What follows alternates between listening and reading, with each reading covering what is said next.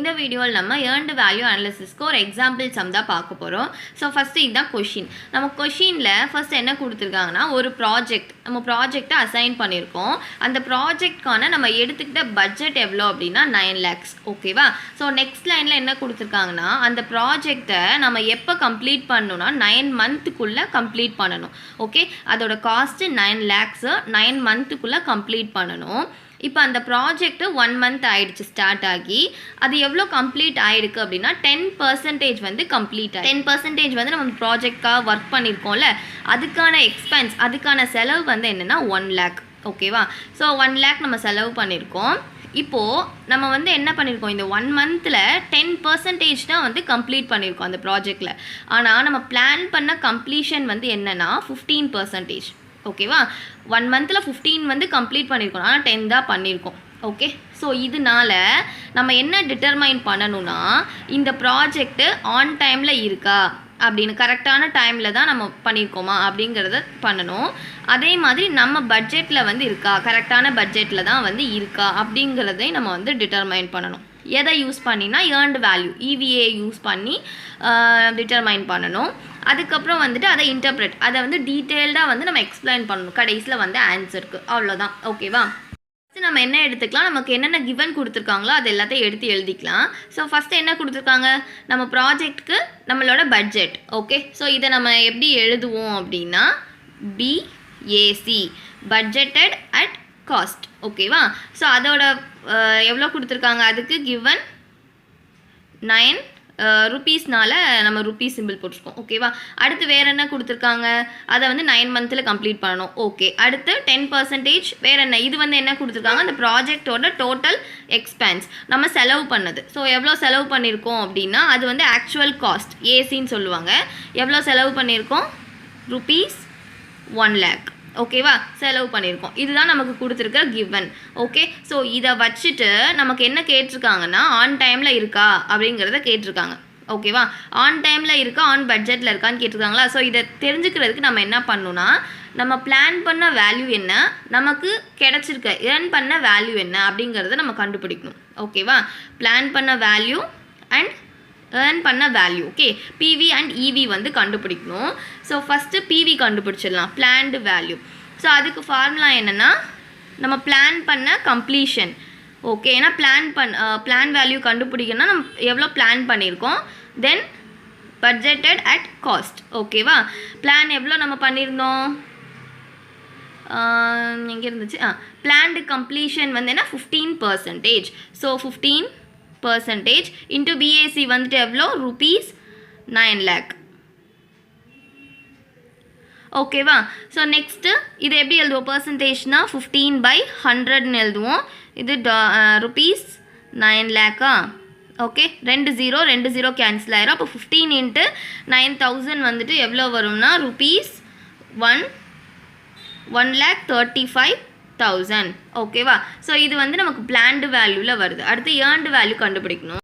இப்போது earned value கண்டுபிடிக்கலாம். Earned வேல்யூனா நம்ம எவ்வளோக்கு நமக்கு ஏர்ன் பண்ணியிருக்கோம். ஸோ அப்போ என்னது, ஆக்சுவலான கம்ப்ளீஷன், நம்ம என்ன கம்ப்ளீட் பண்ணியிருக்கோம், ஆக்சுவல் கம்ப்ளீஷன் இன்ட்டு நம்ம பட்ஜெட் காஸ்ட். ஓகேவா? BAC ஆக்சுவலாக நம்ம எவ்வளோ கம்ப்ளீட் பண்ணியிருக்கோம் 1 monthல, ஆஃப்டர் எ மந்த் 10% தான் கம்ப்ளீட் பண்ணியிருக்கோம். ஸோ 10% இன்ட்டு BAC எவ்வளவு, 9 lakh.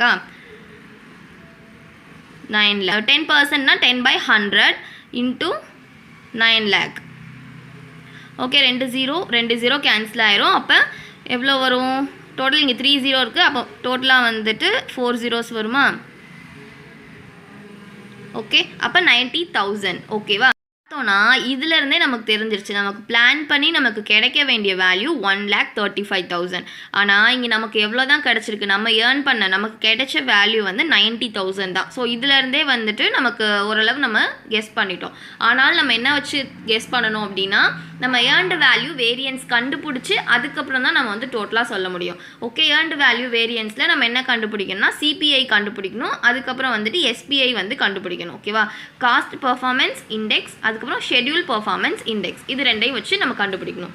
ஃபர்ஸ்ட் என்ன, ஏர்ன்டு வேல்யூ வேரியன்ஸில் நம்ம என்ன ஃபர்ஸ்ட் கண்டுபிடிக்கணும், CPI, cost performance index. So அதோட ஃபார்முலா என்னென்னா EV பை ஏசி. ஓகேயா, இது காஸ்ட் இல்லையா? ஸோ அதனால் வந்துட்டு நம்ம ஏர்ன் பண்ண வேல்யூவோட நம்ம எதை டிவைட் பண்ணணும்னா நம்மளோட ஆக்சுவல் காஸ்ட்டை வந்து டிவைட் பண்ணணும்.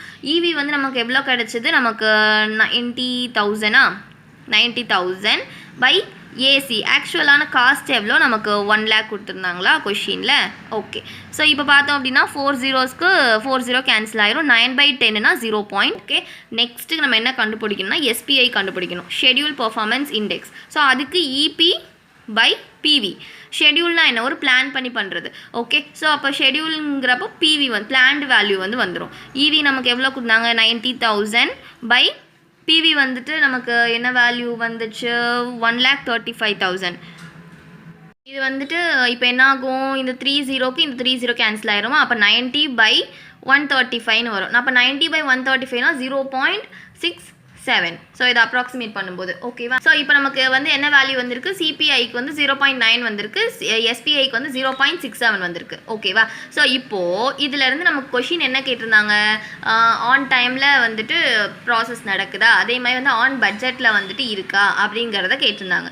இப்போது ஆன் டைம் அப்படின்னா நம்ம என்னென்னா இதை எடுத்துக்கணும், ஏன்னா ஷெட்யூல் இது வந்து காஸ்ட்டு. சரிங்களா, காஸ்ட்டை பற்றி பேசுகிறது இது டைமுக்கு இதை எடுத்துக்கணும். ஓகேவா? இப்போது 0.67 நமக்கு ஆன்சர் வந்திருக்கு. 0.67னா இதை நம்ம வந்து ஹவர்ஸாக கன்வெர்ட் பண்ணணும்னா 60க்கு நம்ம எடுத்துக்கலாம். மினிட்ஸாக கன்வெர்ட் பண்ணுறதுக்கு 16 நம்ம மல்டிப்ளை பண்ணிக்கலாம். மல்டிப்ளை பண்ணோன்னா 40.2ன்னு வரும். ஸோ அப்போ அப்ராக்சிமேட்டாக 40 minutes. இதுலேருந்து என்ன தெரியுதுன்னா 1 hourங்கிறது 60 minutes. 60 minutesல நமக்கு 40 minutes மட்டும்தான் ஒர்க் நடந்திருக்கு. ஓகேவா? 20 minutes வந்து நமக்கு ஒர்க் நடக்கலை. ஓகே, ஸோ அப்போது இதில் வந்து என்ன நமக்கு ஆன் டைமில் நமக்கு வந்து நடக்கலை. அதே மாதிரி காஸ்ட்டை வச்சு பார்த்தோம் அப்படின்னா 0.9. 0.9ங்கிறது என்ன? 1 rupeesக்கு கம்மி. 1 rupeesனா 1 இல்லையா? இப்போ 0.9ங்கிறது 90 cent. நமக்கு பட்ஜெட்டட் வேல்யூ 1னா நமக்கு 1 இருக்கணும். ஆனால் இங்கே வந்து எவ்வளோ இருக்குது? 90 cent தான். சென்ட்டுக்கு தான் நமக்கு வந்து ஒர்க் நடந்திருக்கு. 1 rupeesக்கு வந்து ஒர்க் நடக்கலை. ஸோ அதுவுமே நமக்கு வந்து ஒரு லாஸ் தான்.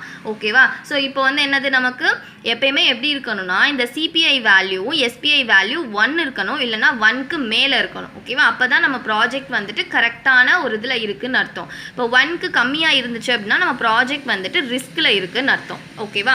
என்ன கொடுத்துருந்தாங்க? இதை வந்து இன்டர்பிரேட் பண்ண சொன்னாங்களா, இதை பற்றி டிஸ்கஸ் பண்ண சொன்னாங்க. ஸோ இதில் நம்ம என்ன எழுதணும்னா காஸ்ட் பர்ஃபார்மன்ஸ் இண்டெக்ஸோட வேல்யூ எஸ்பிஐ வேல்யூ வந்து <1 இருக்குது. ஸோ இதோட வேல்யூ 0.9 இருக்குது. இது வந்துட்டு 0.67 இருக்குது. <1 இருக்கிறதுனால நம்மளோட ப்ராஜெக்ட் வந்துட்டு எஃபிஷியண்ட்டாக இல்லை. ஏன்னா நமக்கு கிடைச்ச இப்போ நமக்கு ஆன் டைமில் இல்லை, அதேமாதிரி ஆன் பட்ஜெட்லேயும் வந்துட்டு இல்லை. ஏன்னா வந்து நமக்கு எவ்வளோ 1 விட கம்மியாக தான் இருக்குது. ஸோ நம்ம ப்ராஜெக்ட் வந்துட்டு ரிஸ்கில் இருக்குது. இன்னும் கரெக்டான ஆக்ஷன்ஸ் எடுக்கல அப்படின்னா ரொம்ப ரிஸ்கில் போயிடும் நம்மளோட ப்ராஜெக்ட் அப்படின்னு சொல்லி நம்ம எழுதி முடிச்சிடும். ஸோ இதுதான் வந்து இந்த ப்ராப்ளம். இது உங்களுக்கு புரிஞ்சிருக்கும்னு நினைக்கிறேன். அண்ட் இதே மாதிரி தான் வந்து சில நம்பர்ஸ் மட்டும்தான் மாறும். இதில் இதே கான்செப்ட் தான், வேறு எந்த கான்செப்டும் கிடையாது, இதே கான்செப்ட் தான். ஸோ இது உங்களுக்கு புரிஞ்சிருக்கும்னு நினைக்கிறேன். அண்ட் மறக்காமல் நம்ம சேனலை சப்ஸ்கிரைப் பண்ணிடுங்க. தேங்க்ஸ் ஃபார் வாட்சிங்.